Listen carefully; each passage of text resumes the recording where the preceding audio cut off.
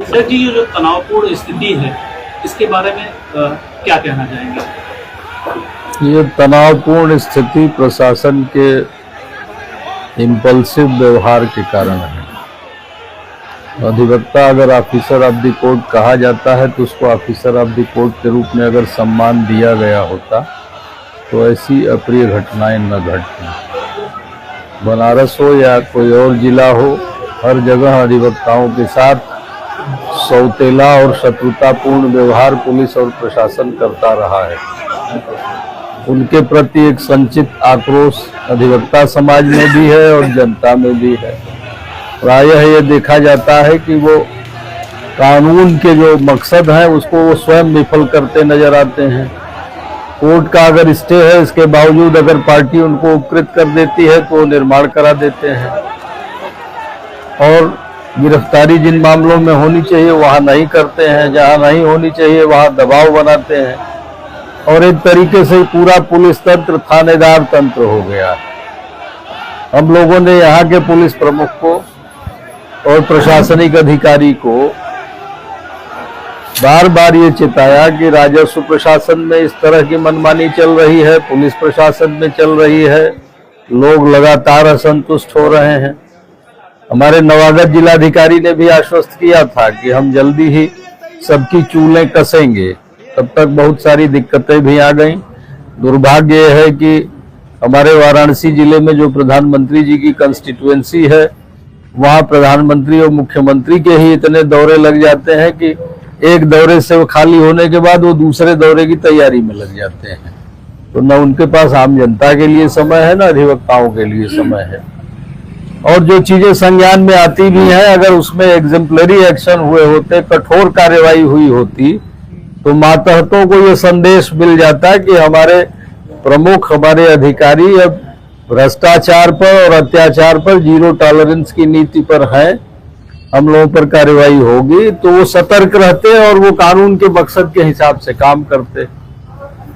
लेकिन जो दरोगा पे हमला हुआ बताया जा रहा है कि वकीलों के द्वारा सुनियोजित तरीके से किया गया, लेकिन आपके यहाँ बताया जा रहा है कि वो हमारे यहाँ के वकील नहीं थे, शायद कहीं बाहरी थे या वकील के भेष में कुछ लोग थे। अब उनका आरोप ये है, लेकिन हम उसको नहीं मानते। अधिवक्ताओं ने वहां जाके कुछ लोगों ने बीच बचाव ही किया है, उनको रेस्क्यू करने में मदद की है। बहुत सारे अवांछनीय तत्व उनके द्वारा यहाँ ले आए गए और ये ऐसी वारदातें कराई गई हैं।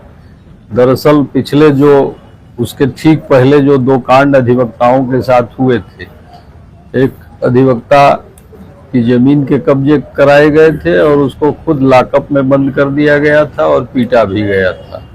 वो दीनदयाल अस्पताल में भर्ती भी हुआ था उन चोटों के लिए, दबाव बना के उसको डिस्चार्ज करवा दिया गया।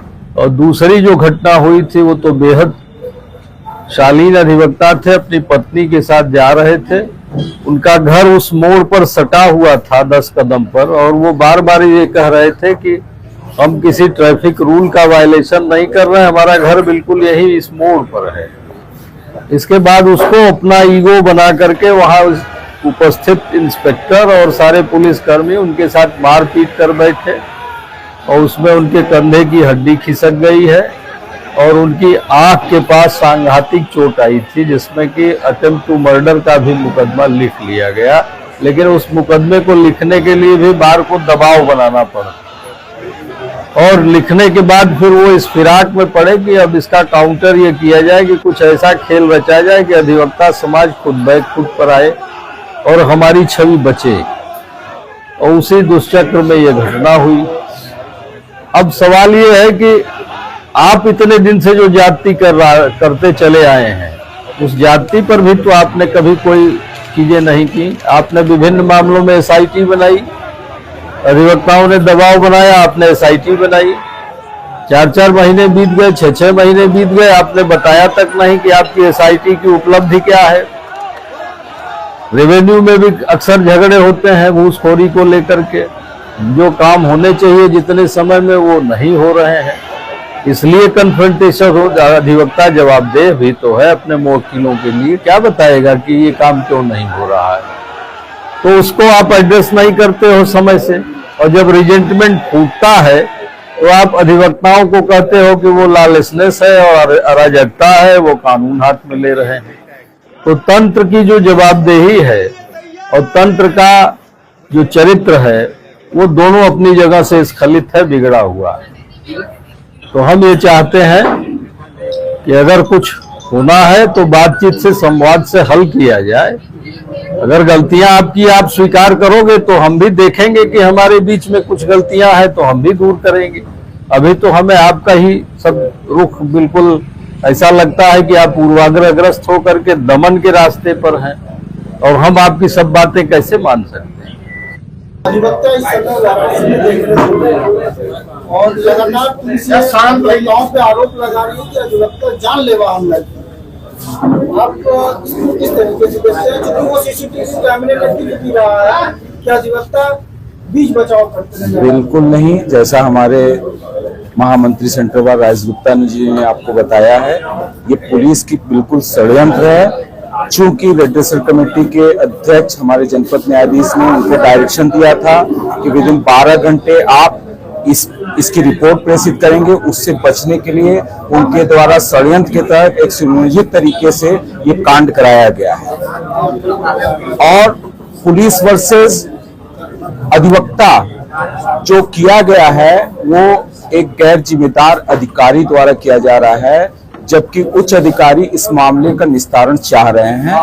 और हमारे बार के मेंबरान द्वारा भी वहां लगातार वार्ता की गई कि शांतिपूर्ण से इसकी समस्या का निराकरण हो जाए, परंतु जिस तरीके से डीसीपी नीतू कत्यान द्वारा हमको प्रोवोक किया जा रहा है, आप फर्स्ट डे से देख रहे होंगे, प्रोवोक किया जा रहा है। उसके बाद फिर सीपीओ ऑफिस में जन सुनवाई के दौरान हमारे अधिवक्ता साथी धीरेन्द्र श्रीवास्तव से जिस तरीके से बदसलूकी की गई और उसके तदुपरांत लगातार अधिवक्ता भाइयों के साथ उत्पीड़न किया जा रहा है।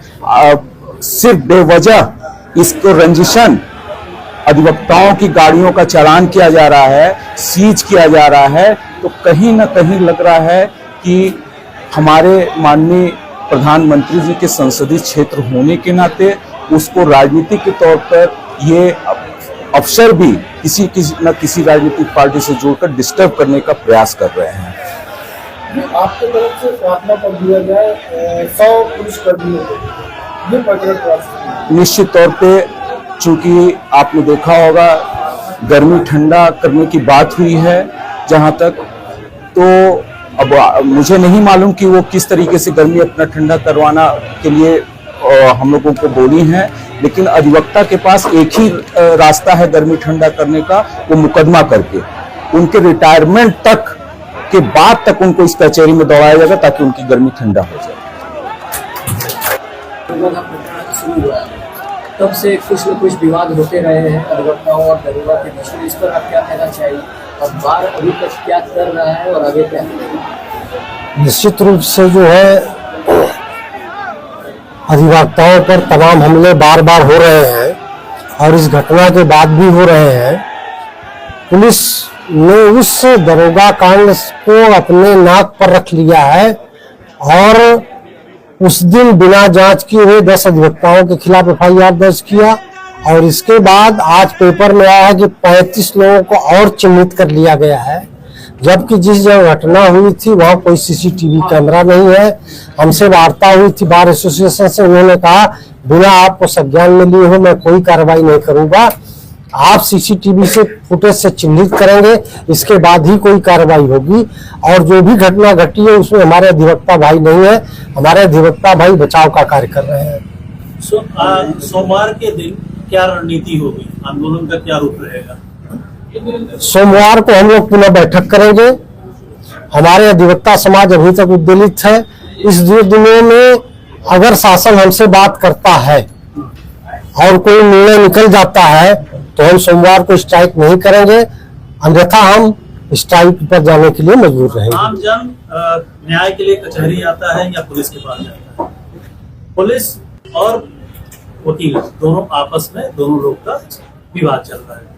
आम आदमी जाए तो जाए कहाँ? प्रधानमंत्री का संसदीय क्षेत्र है, कम से कम 8 विधायक हैं, मंत्री हैं, तो क्या शासन स्तर पे भी कोई बीच का एक रास्ता या बीच में आकर के कुछ बातचीत का वार्ता का कुछ ऐसा प्रारूप नहीं बनना चाहिए था? बिल्कुल बनना चाहिए था। कमिश्नर ने इसके लिए मीटिंग भी बुलाई थी। हमारी 11 सदस्यीय कमेटी गई थी और उन्होंने वार्ता भी किया, लेकिन पुलिस अधिकारी वापस होने को तैयार नहीं है अभी तक। मतलब अपने कप्तान की बात नहीं सुन रहे हो? जी, पुलिस के द्वारा जो है 10 नामजद और 70 अधिवक्ताओं को अज्ञात में दिखाया गया जी, कि जानलेवा हमला किया गया, धारदार हथियार लाया गया।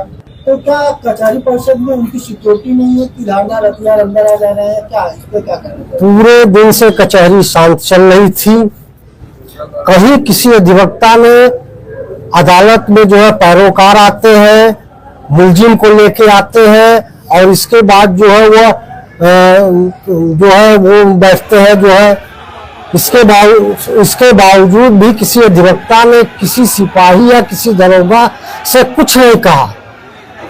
ये 3 बजे की घटना जो है वह सुनियोजित ढंग से कराई गई, जिसके लिए काफी पुलिस फोर्स भी मंगाई गई थी। आपने उसको देखा होगा कि इतने जल्दी इतने ज्यादा पुलिस फोर्स आना संभव नहीं है। आप एक घटना कहीं कारित होती है तो वहां 2-4 दरोगा या सिपाही पहुंचते हैं, लेकिन ऐसी घटना होने के बावजूद काफी फोर्स मौके पर आ गई और पूरे गेट हमारे बंद कर दिए गए। हर गेट पर पुलिस कर्मी रहते हैं। किसी अधिवक्ता ने उनसे तूड़-तड़ाम से बात नहीं किया और सामान्य रूप से कचहरी चल रही थी। यह एक सुनियोजित ढंग से घटना कराई गई है, जिसमें अधिवक्ताओं का हाथ नहीं है। जो अधिवक्ता बचाने गए उसी को मुलजिम बनाया जा रहा है। पुलिस जिस तरीके से लगातार उकसा रही देखा जा रहा है, ऐसा सोशल मीडिया पे वीडियो वायरल हो रहा है, तो आपको तरफ से प्रार्थना पत्र दिया गया जिसमें भी आप लोगों ने 100 पुलिस वालों के खिलाफ आपने किया, तो क्या है पूरा? 174(3) में प्रार्थना पत्र राघवेंद्र दुबे जी ने दिया है, जो हमारे बार के पदाधिकारी हैं। उन्होंने उनके खिलाफ मुकदमा पंजीकृत करने के लिए जो कृत्य उन्होंने किया उसके खिलाफ दिया है। अब यह मुकदमा दर्ज करना सीजीएम का काम है। लोगों ने हड़ताल किया है, क्या मांगे हैं, क्या चाहते हैं? हमारी मांग है कि इस मामले के एकदम स्वच्छ जांच करवाई जाए। ये जो रोज नया सिफुगा पुलिस द्वारा छोड़ा जा रहा है, ये सब बंद किया जाए और एक सौहार्दपूर्ण वातावरण को कचहरी में लागू किया जाए। ये जो रोज टेंशनाइज कर दिया जा रहा है, पुलिस कोई राजनीतिक पार्टी नहीं है और ये जो कहना है कि नहीं पुलिस में बहुत आक्रोश है, पुलिस तनख्वाह लेती है। आक्रोश अगर आप में है, हम बिना तनख्वाह वाले हैं, हम आते हैं जनता का कार्य करते हैं, हम न्याय दिलाने वाले हैं, हम किसी के साथ अन्याय नहीं करते हैं। क्या मामला हुआ क्या नहीं हुआ इसकी जांच न करके आप पहले दिन ही दोषी बना दिए। यही इसी के लिए आज हड़ताल है और हड़ताल ये जरूर चलेगा, क्योंकि जो बड़े अधिकारी हैं वो बड़े अधिकारी एक पक्षी कार्रवाई कर रहे हैं। वो अधिकारी आम जनता की तरह नहीं सोच रहे हैं, नहीं सबको भला हो, अधिवक्ताओं को अपना दुश्मन बना लिए हैं।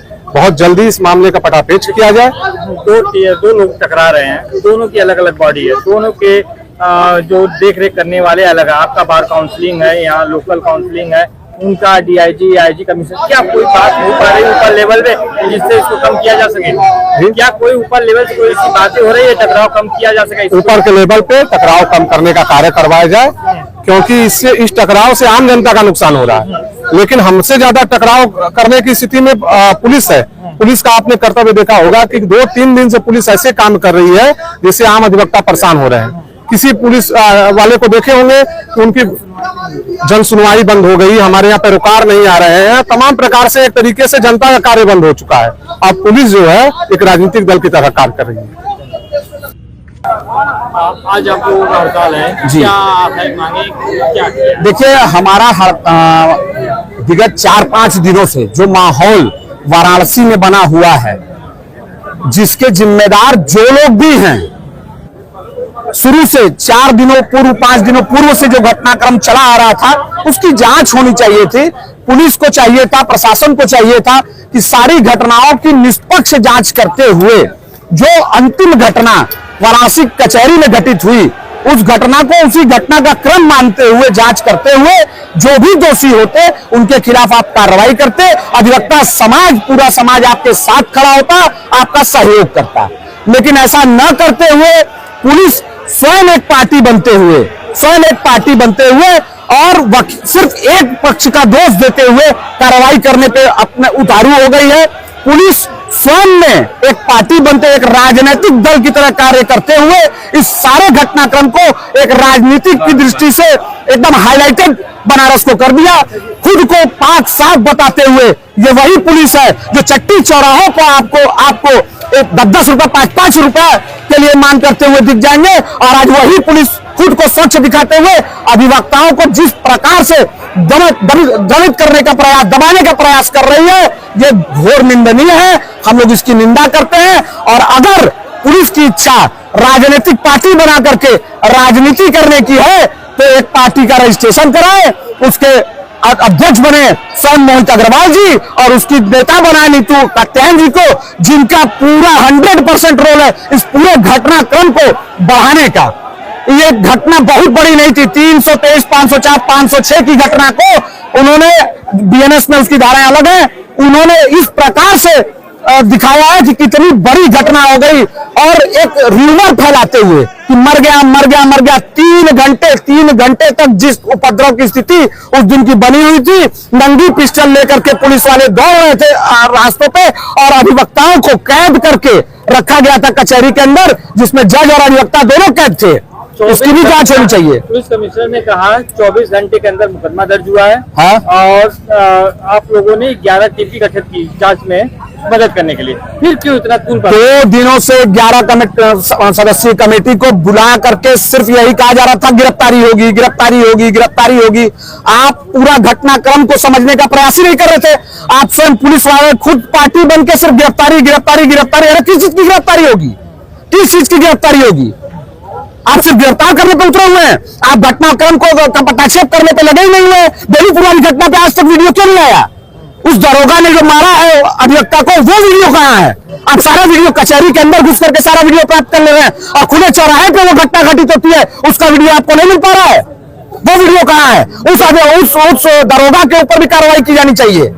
दो ताकतवर टकराएंगे, नुकसान होगा, एक नुकसान आम जनता का होगा। ये आक्रोश है, ये आम जनता का भी आक्रोश है। जिस प्रकार से विगत 3-4 वर्षों से, मैं बार-बार ये कह रहा हूं, जिस प्रकार से विगत 4-5 वर्षों से पुलिस ने एकदम दबा के रखा हुआ है आम जनता को, चाहे अधिवक्ता को, चाहे डॉक्टरों को, हर सबके खिलाफ पुलिस का क्यों फंस रहा है? सारी कंप्लेंट पुलिस के खिलाफ ही क्यों जा रही हैं? पुलिस जिस प्रकार से आज पूरा बनारस जुए का अड्डा बना हुआ है, आज पूरा बनारस देह व्यापार का अड्डा बना हुआ है, आज पूरा बनारस नशे का अड्डा बना हुआ है, उस पर आज 4 सालों में आपने क्या किया? जब आपका ट्रांसफर आता है तो एसओजी 2 का गठन होता है, और तब आप छापामारी शुरू करते हैं। उसके पूर्व 4 वर्षों में क्या हुआ? मोदी जी मात्र 1.5 लाख वोटों से जीतते हैं। मात्र इस बात की जांच क्यों नहीं हुई? जनता जी इस प्रकार से इनके द्वारा प्रताड़ित की गई है, इस प्रशासन द्वारा प्रताड़ित की गई, इस पुलिस प्रशासन द्वारा प्रताड़ित की गई है कि जनता की जो करार थी वो उन वोटों के माध्यम से निकली है। मात्र 1.5 लाख वोटों से मोदी जी जीतते हैं। इस बात की जांच आज तक क्यों नहीं कराई गई?